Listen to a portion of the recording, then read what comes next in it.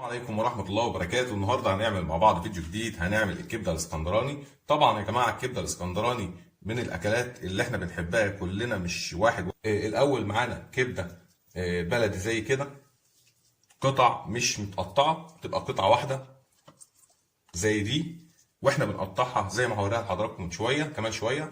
دلوقتي معانا فلفل أخضر متقطع حلقات زي ده. لو عندنا شطه يبقى احسن وافضل، مفيش خلاص هنشتغل بالفلفل بتاعنا زي كده. ومعانا التوابل بتاعتنا كمون، وطبعا الكمون بنسبه اعلى واكبر لان الكبده هي التوابل الاساسيه بتاعتها الكمون. معانا شطه حمراء عشان نستعوض الشطه الخضراء، يبقى ربع معلقه شطه حمراء وربع معلقه قرفه ناعمه وربع معلقه فلفل اسمر ونص معلقه جنزبيل ومعلقتين ملح ومعلقه بابريكا. وبعد كده معانا عجينه التوم زي ما حضراتكم شايفين، وفصين ليمون عشان نعصرهم على التتبيله بتاعتنا. وهنبتدي اول خطوه دلوقتي مع بعض اللي هو ازاي نقطع الكبده الاسكندراني. طبعا التقطيعه بتاعتها بتبقى مختلفه عن الكبده الشرايح او العصافير الصغيره، بيبقى التقطيعه بتاعتها متوسطه الحجم، لا هي تخينه ولا رفيعه ولا ضعيفه زي ما احنا بنقول كده زي اللي بناكلها في المطاعم. لا، التتبيله التقطيعه بتاعتها بتبقى عباره عن شريحه زي دي، تبقى شرايح كده يا جماعه عريضه مش رفيعه خالص عصافيري. هنقطع دلوقتي مع بعض القطعه اللي معانا ديت زي ما حضراتكم شايفين كده بالراحه خالص، وتكون السكينه اللي معانا حاميه عشان تساعدنا في التقطيع، وفي نفس الوقت ما تعورناش واحنا شغالين بيها لا قدر الله. دلوقتي انا هقطع الكميه اللي معايا كلها زي ما حضراتكم شايفين، ورجعت مع حضراتكم تاني. ودلوقتي احنا خلاص قطعنا الكبده لشرايح زي ما انا قلت لحضراتكم كده. هنبتدي نتبلها دلوقتي. الاول هنجيب فصين الليمون بتوعنا ونعصرهم على الكبده زي ما حضراتكم شايفين. نجيب الفص التاني ونعصره كده، وبعد كده هننزل بعجينه التوم، وبعد كده هننزل بالتوابل، ونقلب المكون بتاعنا كله مع بعضه زي ما حضراتكم شايفين كده، ونسيبه في التلاجة حوالي تلت ساعة أو ربع ساعة قبل ما ننزل بيه في الزيت.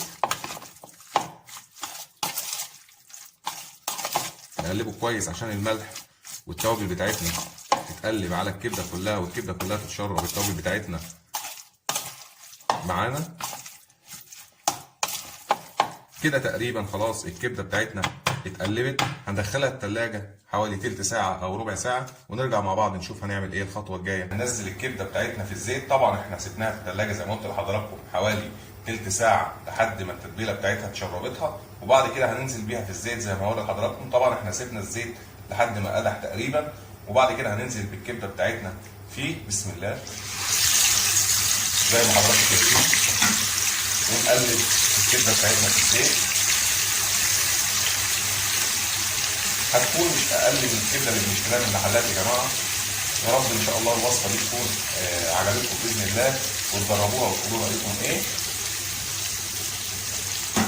طبعا احنا مهديين الزيت لحد ما دلوقتي لانه كان قادح. هنبتدي نعلي تاني ادام الزيت اللي الكبده نزلت لحد الكبده ما تبتدي تتشمع في الزيت، وهننزل عليها بالفلفل. خليكم معايا عشان ما اطولش عليكم، واول ما تتشمع وننزل بالفلفل هرجع ليكم تاني. خليكم معايا. ورجعت تاني مع حضراتكم بعد الكبده ما اتشمعت زي ما حضراتكم شايفين. هبتدي انزل بالفلفل الاخضر بتاعي اللي انا كنت مقطعه مع حضراتكم، وهنقلب بالراحه كده الكبده على الفلفل، ونسيبهم 10 دقايق على النار، وارجع لحضراتكم تاني ان شاء الله في التقديم نشوف شكلها هيبقى عامل ازاي. خليكم معايا ان شاء الله. يا رب ان شاء الله الوصفه بتاعت النهارده دي. طبعا يا جماعه الوصفه دي سهله جدا جدا جدا، كلنا بنعمل الكبده في البيت، بس ناقصنا التكه والطريقه بتاعتها. خليكم معايا ان شاء الله نشوفكم في التقديم واحنا بنقدم الكبده. يا رب تعجبكم. ورجعنا مع حضراتكم تاني، وهو ده الشكل النهائي بتاع الكبده الاسكندراني بعد ما طلعت من الزيت. طبعا حضراتكم شايفينها شكلها عامل ازاي، والتست طبعا بتاعها والريحه بتاعتها جابت اخر الشارع. اتمنى ان النهارده الفيديو يكون عجب حضراتكم، وان شاء الله دايما مع بعض في فيديوهات جديده ووصفات جديده. السلام عليكم ورحمه الله وبركاته.